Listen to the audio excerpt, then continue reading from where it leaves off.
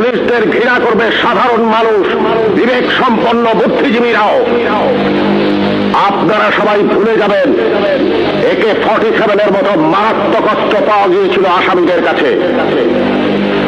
যদি জনগণের কাছে ধরা পড়ে ওই আসামিরা গণপিটুনিতে মারা যেত, আপনারাই বলতেন ভালো হয়েছে, পুলিশের কাছে গেলে ছাড়া পেয়ে যেত। একটা কথা মনে রাখবেন, পুলিশ কখনো আসামি ছাড়ে না। আসামি ছাড়ার অধিকার শুধুমাত্র বিচার বিভাগের। বলুন তো, AK-47 মতো রাইফেল কেন এদেশে আসবে, যা শুধু যুদ্ধক্ষেত্রে ব্যবহৃত হবে? কেন AK-47 বাংলাদেশে আসছে? কিসের আলামত?